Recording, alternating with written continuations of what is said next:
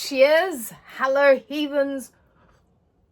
Welcome back. If you've been here before, you're joining me at cocktail hour. So it is after work. I deserve a treat, and we're going to be talking about urban fantasy. Now, I am an absinthe drinker, so I have made myself a little.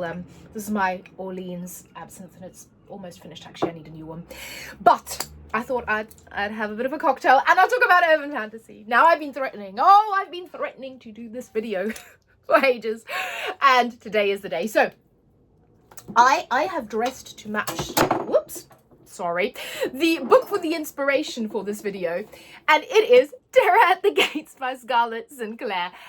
This book, I loved it. It is definitely going to be in my top 10 books of the year. I am still thinking about it. It really reignited my love of urban fantasy, and also made me think about all the books that I used to love and that I used to read. So urban fantasy was really my gateway into fantasy books. So I have pulled a lot of my OG series today that I don't think a lot of people talk about, or certainly don't talk about anymore, that I think you should read and you might enjoy. I've got a whole bunch of recommendations here of books that I really love and love to read. So urban fantasy, what is it? So I looked up the definition on Google, and it basically said a book that's set in an urban setting. It can kind of be sort of an alternate version of our modern world, where there is supernaturals, and supernaturals often live alongside humans, so they're aware of each other. Sometimes they are not, and I would agree with that. I think that urban fantasy for me also, it feels modern, it feels urban. There's technology. There's always a nightclub. There's always a nightclub. I'm sorry, but it's not urban fantasy if there is not a nightclub. That's what I say. But it also, to me, it feels kind of gritty. A lot of my favorite urban fantasy has a slightly gritty feel to it. And I also think the supernaturals tend to be your kind of classic supernaturals. So witches, vampires, fae, werewolves, angels and demons. That seems, for me, that is kind of your perfect recipe for urban fantasy. Now, I won't talk too much about this because I have talked about this ad nauseum, and I will continue to talk about this book ad nauseum for the rest of the year. So let me go back. Let's go back. Come with me back to little Joe, little tiny Joe. Well, not that little tiny, because that would be weird if I was reading these books, but teenage me, who first got into urban fantasy. So these three series that are actually by two authors, because two of the series are by the same author, are the ones that got me into urban fantasy. So we have The Hollows, which is Kim Harrison's series. This is book one, Dead Witch Walking. They've actually just reissued these books with these beautiful covers. Now, I got the first one. I'm very tempted to collect the whole series in these covers. And then the other two are both by Laura Hamilton. And for me, these are kind of the OG Fae, urban Fae, and urban vampire series. So this is Guilty Pleasures. This is book one in the Anita Blake A Vampire Hunter series, and this book has like 3,079. The series has like 3,079 books. She's still writing these, so you can start and you can actually read the latest book that was published this year. I'm making my way through the series again. I think I kind of stopped at like book 7 or 8 or 9, something like that. I'm rereading this entire series and I'm loving it. And then this is the Merry Gentry series. This is A Kiss of Shadows book one, and this is about Fae. So let's start here while I was talking about this already. So as the name may suggest, Anita Blake is a vampire hunter, and she's kind of like, she's a bit like a bounty hunter in this world, and she gets kind of embroiled in different schemes and things that are happening, different people she has to bring in, good versus bad, but she also very much gets embroiled with the vampires and the master vampire. And if you love Buffy, like I said, if you love your classic, I think these were first published in like 2000, early 2000, 1993, the series. So I'm pretty sure that this is 2000 or 2001, and so is this. But yeah, the first book came out in 1993, so late 90s, so your 90s, all the way through to now, right? So it's just, for me, this is the most fun. It just really is Buffy the Vampire Slayer coded. These also get progressively spicier. So the first books aren't spicy. You obviously have romance and, she may or may not fall for a vampire or two. But it says on the back, I don't date vampires, I kill them. But you know, it is very much in that vein, and I love this. I think if you want to get into an OG vampire series, I hugely recommend that. Then this is the OG urban Fae series for me. This was published, let me see, 2000 and what? Copyright 2000, and this was published in 2001. So I love the series, and you can tell this is a very abused and battered copy. I want to reread the entire series, and I want to get myself some shiny, lovely new copies of this, because I remember just devouring and adoring this. So this is our main character's Mary Gentry. She is actually working as a PI in a PI firm. And it turns out that Mary is the princess of the Unseelie. And the Unseelie have been dwindling, and they pull her back to the courts to find a mate and procreate. That rhymed beautifully. So this is very spicy.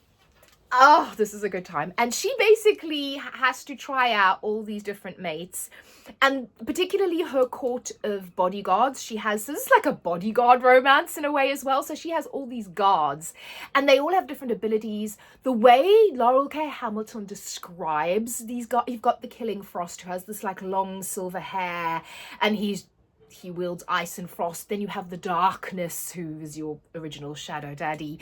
You have Reese, who I love. He's the one with the eye patch, I think. They all have their different abilities. The way she describes them, they all look so beautiful and fantastical, and they are wicked, mean, evil. They're getting rid of each other left, right, and center. I mean, if you want mean Unseelie and lots of court politics and, yeah, lots of spice, this is incredible. I hugely recommend the series, and like I said, I'm going to do a whole readathon and then talk about the series more, but OG Urban Fae.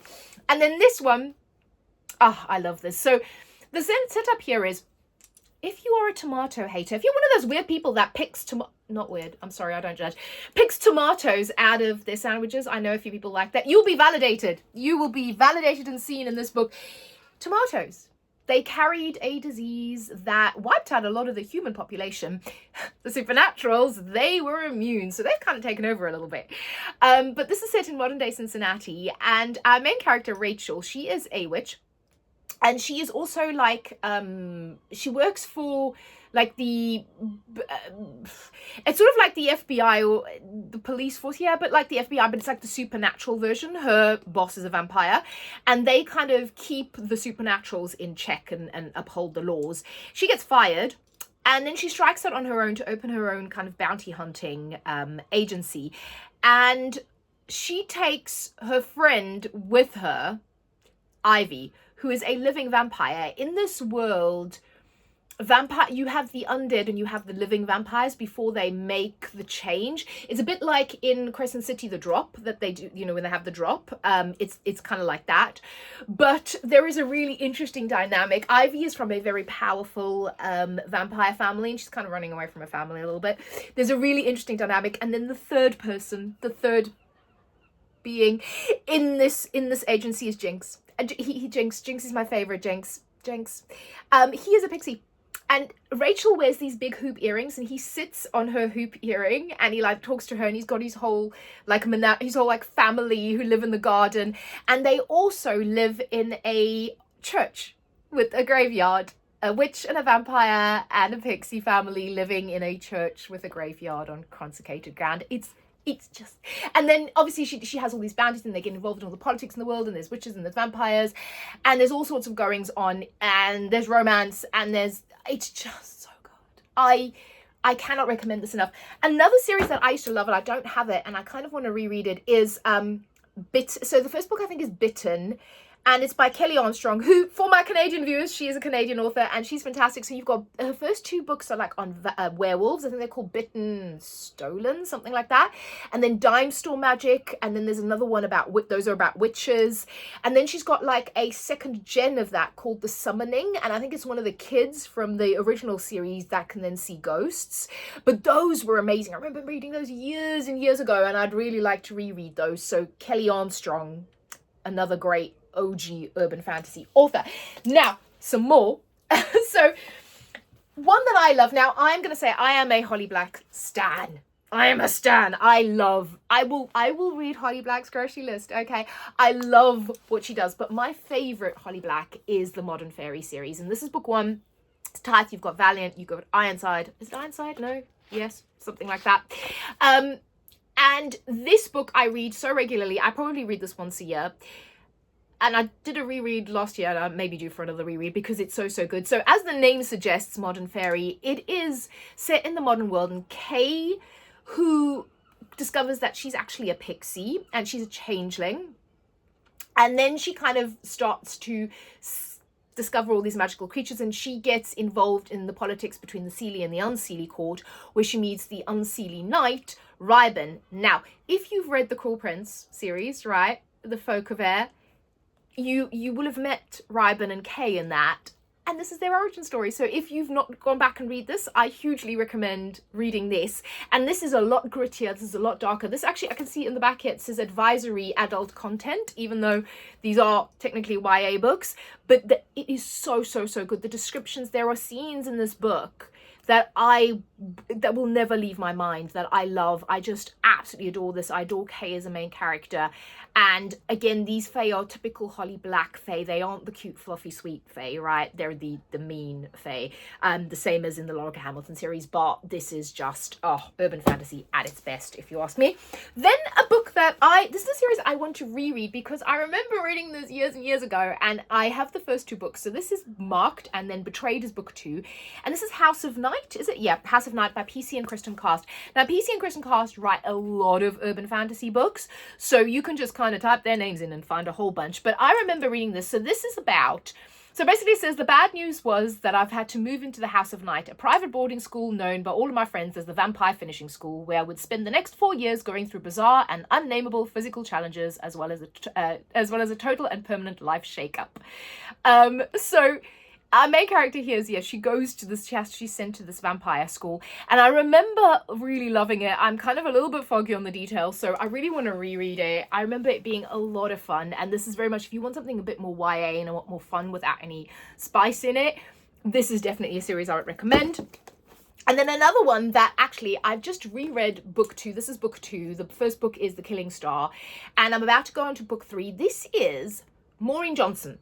So I don't know if this, the Shades of London series, this is called. So you may recognize the name Maureen Johnson from the Truly Devious series, which I also really love. But this is so good, particularly also for the autumn season. This is set in smoky, foggy London, modern London, right? So our main character here, she is, she's American, Rory. I think she's from Louisiana, actually. And she comes to London to study, to go to boarding school. It's very Eton coded. And when she gets there, I mean, the whole atmosphere of this kind of English, old English traditional boarding school is magnificent. And an American kind of seeing the pubs and the landmarks and all that for the first time in London is a lot of fun to read. But also, strange things start to happen. People are being unalived. And in the vein of Jack the Ripper. And there is a supernatural element to this, okay? That's all I'm going to say. It is so good. The vibes. I love the series. I always hear people talking about the Truly Devious series, and I don't really hear people talking about Shades of London. And I would very much recommend that. Also, this cover's then, okay, forgive me. I do have a Clockwork Angel here, which I'm about to read the series, but pretend this is the first book in the Shadowhunter series by Cassandra Clare. I don't know if it's somewhere under a massive pile of books, but I just cannot be asked, but it says Cassandra Clare, just do that, right? Shadowhunters. So again, Shadowhunters is one of those OG urban fantasy series. This one is actually set in Victorian England, but the Shadowhunter series is set more modern. New York City, I believe. Is it New York City? I think so. I can't remember if it's New York City or London, but and our main character there is, she's at a nightclub, and then she sees this gorgeous man. No one else sees him, only her. And it turns out that she can see the supernaturals below the mortal world, and they are the shadow hunters, and they kind of keep the mortal realm safe from all the supernatural baddies, and they're angels. So this is very angels and demons coded. I love the romance in this. I really love the TV program. Am I the only person on the planet that loved the TV program? I really did. But I love Cassandra Clare's writing. I love Shadowhunters. And like I said, I haven't read Clockwork Princess. I haven't read this particular series, and I'm about to do that. And I'm probably going to do a whole Shadowhunters bit. But yes, perfect urban fantasy. And then another one that I think people almost forget when they talk about urban fantasy, I think book 2 is not as, it's definitely more of a fantasy setting, but they're very much, book 1 is very much set in modern day Budapest and some of the descriptions of the city, and is also one of my favorite books of all time. This is Daughter of Smoke and Bone by Laini Taylor. I recently reread this and it reminded me how much I love it. I read book 2. I have book 3 ready to go. I'm kind of making my way through the entire series. I'm in the middle of a lot of series, but this is literally one of my favorite books of all time. This is set in, like I said, modern day Budapest, for a girl who, her adopted father is a supernatural, and he does interesting things with teeth. And then you kind of, this is very angels and demons, good and evil coded. So there is a ultimate war between angels and demons. But the love story in this and all of the questions it asks, the setting, I love the setting of Budapest in this first one. The writing, Laini Taylor's writing is incredible. I just think it's one of the most beautiful, frankly, romantasy stories. And again, a kind of an OG one before romantasy was even a thing, but one of the most beautiful romantasy stories, and just an exquisite series. So I would hugely recommend this. Like I said, first book, one of my favorites. Then one that probably everybody knows. Hey, Crescent City by Sarah J. Maas. I have just finished a reread of the first book, and then I read the entire series back to back. So we are done. So I will say that book 1 is just Satan tier for me, right? That is one of my all-time favorite books. I ugly cry when I read that. And on reread, it was even worse. And in this world, we are kind of in modern day, but you have supernaturals and you have humans living alongside each other. They are very, they're aware of each other. But the city is kind of run by, I say, like a congress of angels, gods, angels. And you have fallen angels, and you have our main character, Bryce, who is actually a princess of the Fae. Her father is the Autumn Court King.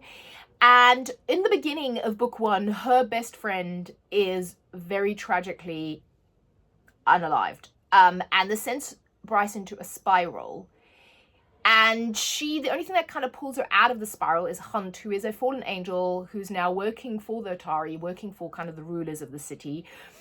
And he is investigating what really happened to Danica, who was Bryce's best friend. Danica was a werewolf. She was the alpha of the werewolf pack.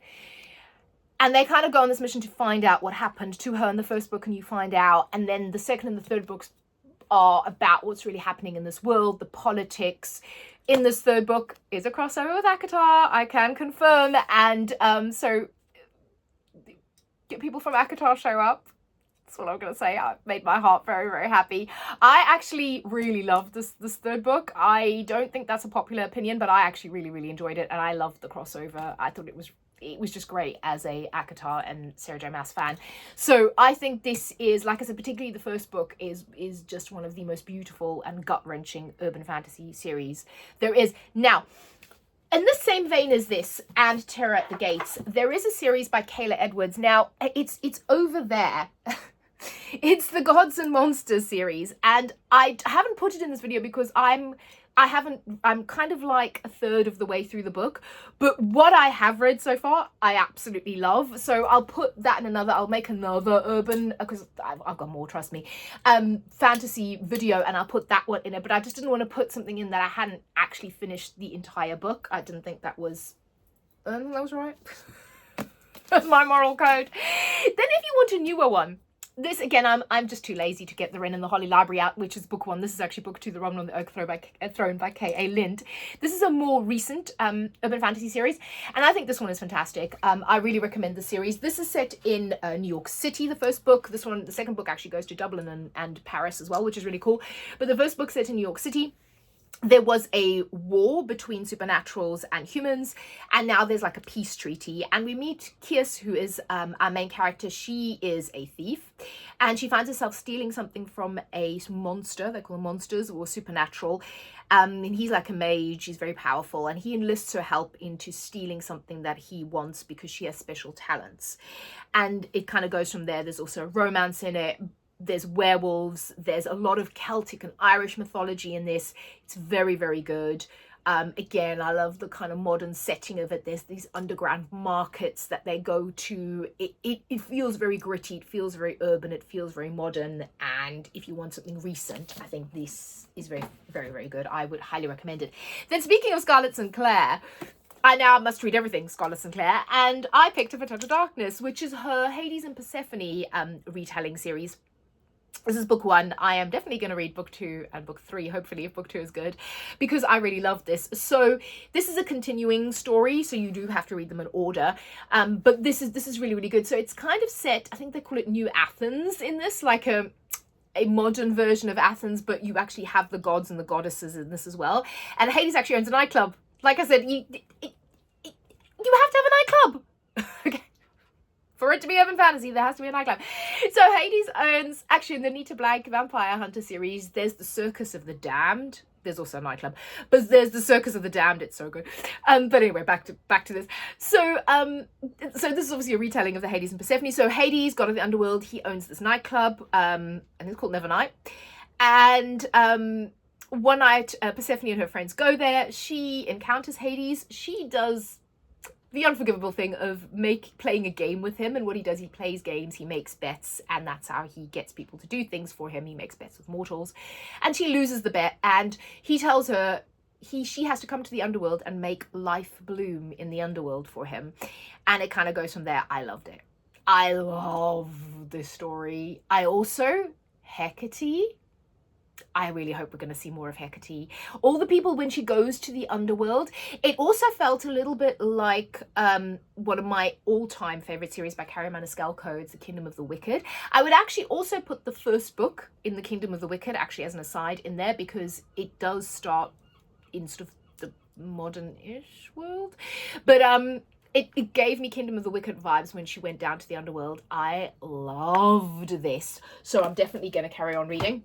Then while we're talking about Hades and Persephone, Katie Roberts' Neon Gods.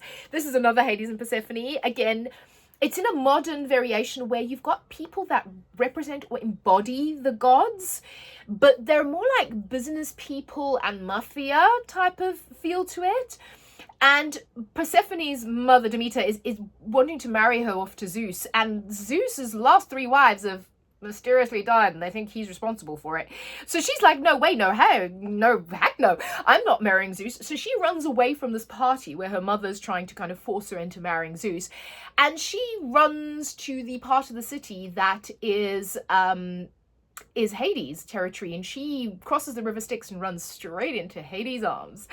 And she kind of makes a bargain with him that if they kind of fake date or pretend to be dating, but it gets very spicy with them, so they kind of almost real date, or just kind of pretend to be in love, that she'll then be damaged goods and Zeus won't want her anymore, and Hades and Zeus have beef, so Hades is up for this. This is a lot spicier than the other one. I mean, there's spice in A Touch of Darkness as well, but there's more in this, but it's very, very good. And then the rest of the series, I think they follow different couples, but again has a bit of an overarching storyline, all based on Greek mythology, all in this urban setting. Then this book, Filthy Rich Vampires by Geneva Lee. I actually read this as a bit of a joke. I mean, I was like, come on. And then when I read it, I absolutely freaking loved it. Okay, so I've got book 2, 3, and 4 in the series. I also have Filthy Rich Fae. So this is for Filthy Rich Vampires. I have Filthy Rich Fae as well. So I'm planning on reading all of those.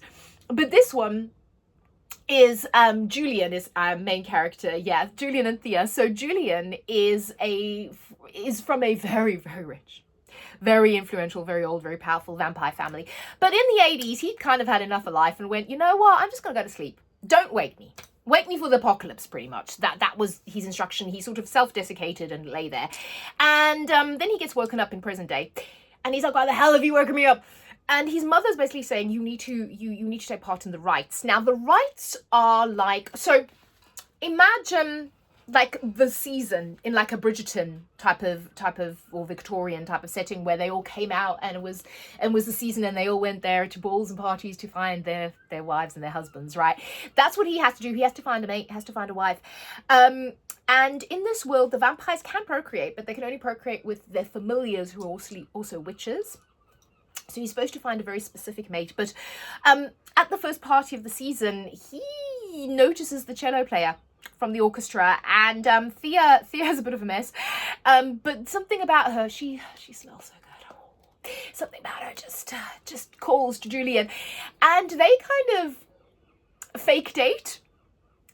And then that turns into real dating. But they sort of fake date in the beginning. And of course, his mother's incredibly pissed off about this because this is not how it should go. And then there's more going on. And this ended like on a massive cliffhanger. It's very good. I kid you not. It's very good. Speaking of vampires, I don't hear a lot of people recommend this in urban fantasy, but it absolutely is. So this is Black Sunshine by Karina Halley. This is set in modern day San Francisco. And you have Lenore and Absalom. It is Lenore, isn't it? Yes, Lenore and Absalom. So Lenore is about to turn, what is she about to turn, 23 or something like that? And she finds out that her parents are witch hunters and they're trying to get rid of her for some reason. But before they can do that, Absalom, this extremely gorgeous, old, grumpy vampire, kidnaps her and takes her to his house and it sort of informs her of certain things that she didn't know about. It's a rocky start to their relationship. There's a lot of cuffing to beds and things. But it is a magnificent, and Absalom and Lenore's romance, it's one of my favorites. Also, like I said, modern day San Francisco, and what's really, really cool is that they are in the Aleister Crowley. No, the, not the Aleister Crowley. They're in the, what's his name? In the Black House in San Francisco, you know, the very famous like occult house. I for the love of monkeys, I can't remember his name, but you probably know what I mean. But they're in that really famous house in San Francisco. That's where he lives. And I just love this. This is one of my favorite romances, one of my favorite vampire books. I hugely recommend it. Anyway, also Blood Orange. That would also actually fall into this. This is Karina Halley's other vampire series. That one is set in modern Venice, and the main character there is the music teacher at the conservatory at Venice, and our main female character goes to enroll at the conservatory under the guise of studying. However, she is a vampire hunter, and she's supposed to our main character. So I would say both of those work, but this is just, oof, is so good. Then we've got Her Soul to Take by Harley LaRue. Again, I think people forget about this, but this is very much urban fantasy. So our main character, Ray, she moves back to her hometown. She goes to the university, and on her first day at the university, she sees what she thinks is a security guard. And it's this grumpy, well, actually, no, he's not grumpy. He's more sassy, sarcastic, tattooed, massive, gorgeous security guard who she gives sass, and God, he gives sass back. Oh, the banter in this. Oh, I love that. If you like a good bit of banter, this is really, really good.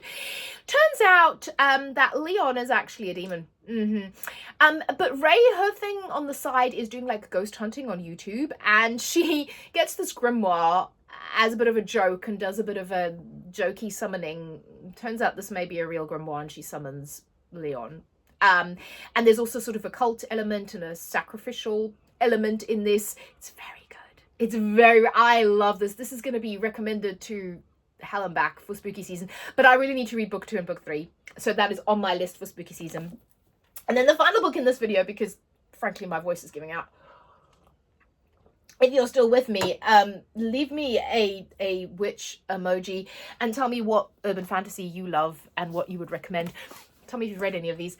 And this is the Book of Azrael. So this is by Amavina Cole. I know a lot of people adore this, so I was like, I have to read this. I actually have book 2 and book 3. They're very long, so I may not get to them right away, but this is a romance between, what is her name again? Diana and Sam Kill. So Diana in this is a shadow mama. So she is actually the morally black one. She made a deal with like a demon for her to save her sister. And she's kind of been in servitude and in a romantic relationship not that romantic, with him ever since, and she's incredibly powerful. And in this world, you have kind of like angels as well, so it's sort of angels and demons, and she encounters Sam Keel, who his nickname is the World Ender, but he's also kind of angelic, and they're like on the side of good, whereas they see her as a demon on the side of evil. But the two of them have to team up to find this Book of Azrael. And we kind of go from there. There's witches, there's vampires, there's werewolves in this. There's the modern, there's a lot of like travel and stuff, so it is very modern. The only thing, I love the romance, I love Diana. The only thing I would say is that there's a lot in this that in terms of the world and in terms of that, maybe a bit of editing.